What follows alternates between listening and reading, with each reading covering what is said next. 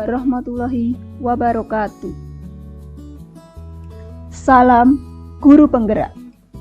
Pada kesempatan kali ini, saya Wahyu Abrikawati, calon Guru Penggerak Angkatan 7 dari Kabupaten Banjarnegara, Unit Kerja SD Negeri 2 Pasurenan, akan memaparkan kesimpulan dan refleksi pemikiran Ki Hajar Dewantara pada tugas koneksi antar materi pada modul 1.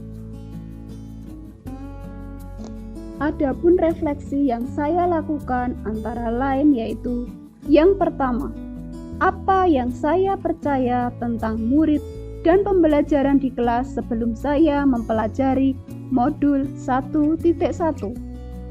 Yang kedua, apa yang berubah dari pemikiran atau perilaku saya setelah mempelajari modul ini. Yang ketiga, apa yang dapat segera saya terapkan lebih baik agar kelas saya mencerminkan pemikiran Ki Hajar Dewantara. Sebelum saya mempelajari modul 1.1, saya masih melakukan pembelajaran yang berpusat pada guru. Di sini guru yang aktif menerangkan materi pelajaran dan peserta didik hanya menyimak penjelasan dari guru. Selain itu, pembelajaran hanya terfokus pada ketercapaian materi dan kriteria ketuntasan minimal saja. Motivasi belajar peserta didik juga masih rendah. Ini dapat dilihat ketika saya memberikan pertanyaan kepada peserta didik, maka mereka hanya diam. Guru kurang memahami karakteristik peserta didik. Saya cenderung menyamaratakan kemampuan anak dengan melakukan pembelajaran sesuai zona nyaman saya, tanpa memperhatikan karakteristik anak.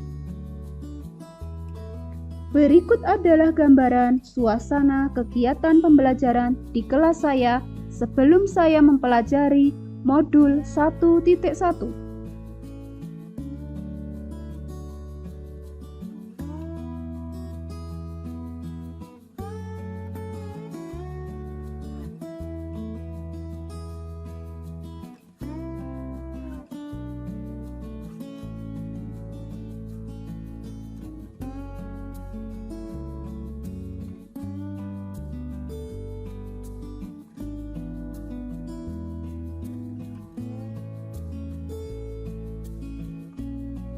Setelah saya mempelajari modul 1.1 yang berubah dari pemikiran saya antara lain: 1.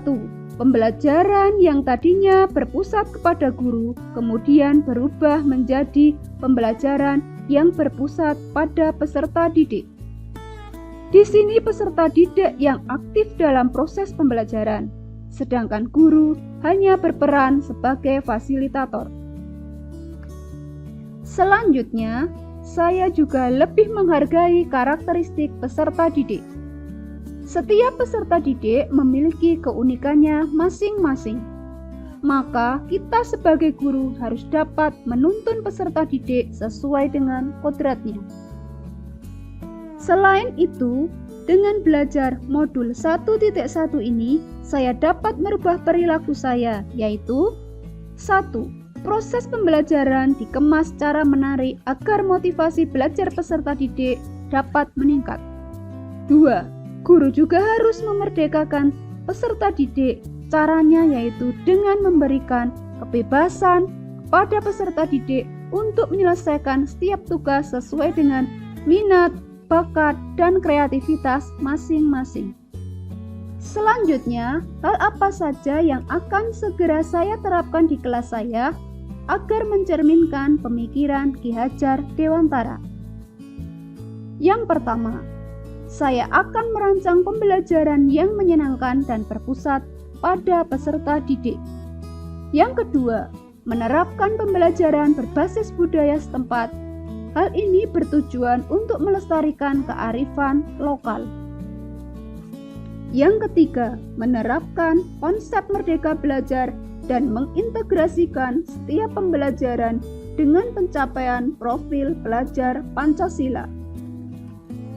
Yang keempat, pembelajaran yang mengutamakan aspek budi pekerti melalui teladan guru serta pembiasaan baik supaya peserta didik menjadi pribadi yang lebih baik. Kesimpulan yang dapat saya sampaikan antara lain bahwa pendidikan bukan hanya ilmu pengetahuan saja, namun perlu penanaman budi pekerti yang baik.